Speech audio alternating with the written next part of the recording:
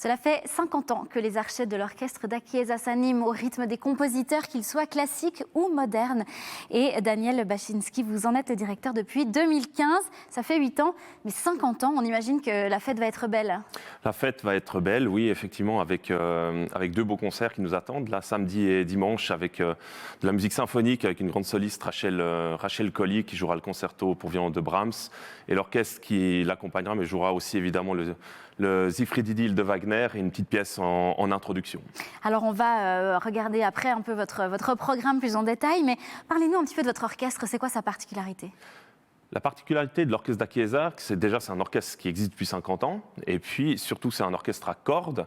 Un orchestre à cordes, ça veut dire qu'on a un répertoire légèrement plus restreint que symphonique, mais on peut aussi explorer des œuvres méconnues qui méritent d'être jouées.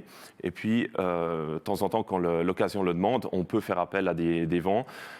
Pour l'orchestre d'Achiesa, on fait appel à des vents professionnels qui nous donnent une palette sonore riche et puis qui nous permet de jouer des programmes qui sont un tout petit peu plus ambitieux comme celui dans 2-3 jours.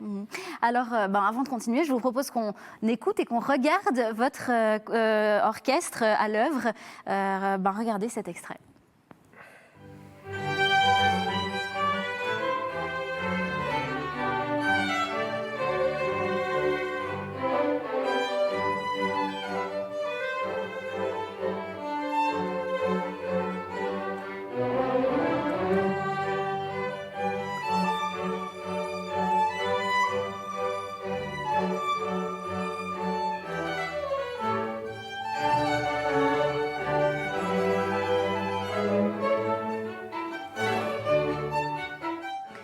Voilà pour cet extrait du concerto pour violon de Haydn que vous jouiez en mai dernier. Il y a un soliste qui vous accompagne, là c'est Timon Rignal, et vous avez souvent, vous l'avez dit avant, des jeunes solistes qui vous accompagnent. C'est important pour vous d'avoir une relève et de pouvoir les mettre en avant? Alors absolument, oui, c'est important parce que forcément 50 ans, l'orchestre, il y a encore des personnes qui étaient là à la création, donc forcément il faut renouveler. Et puis c'est aussi une chance d'avoir des jeunes qui viennent avec leur fraîcheur, avec leurs nouvelles idées.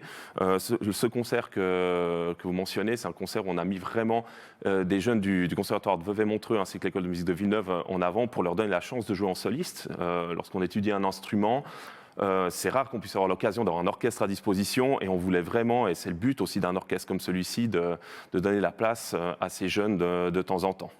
Alors, vous avez parlé de Brahms, Wagner, Sibelius. Vous ne choisissez pas tout le temps des compositeurs aussi connus. Vous aviez notamment joué de la musique d'un compositeur afghan. Comment vous choisissez ça ? Alors, comme je vous disais, effectivement, les œuvres pour cordes c'est de temps en temps un répertoire méconnu.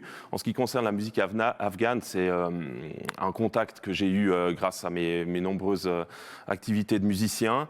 C'est un jeune Afghan qui a pu quitter Kaboul quelques jours avant le retour des talibans, et qui a pu quitter le pays, qui est musicien, qui est maintenant aux États-Unis et qui étudie la musique là-bas et qui compose.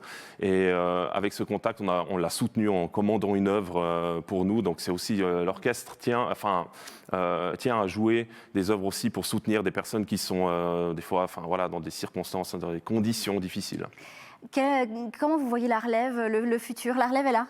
Alors la relève est là, il y a beaucoup de jeunes qui apprennent à jouer d'un instrument, qui jouent dans des ensembles, dans les conservatoires. Après, il faut, je pense, trouver le lien avec les différentes associations, avec les différentes formations musicales qui existent pour que ensuite ces jeunes qui peut-être n'en feront pas leur métier de la musique puissent ensuite s'exprimer dans des ensembles. C'est, je pense, le challenge absolu, c'est entre la formation et ces associations qui existent. Merci beaucoup Daniel Baczynski. On rappelle que les concerts pour célébrer ce jubilé, c'est ce week-end, les 25 et 26 novembre, à Lausanne et à Vevey.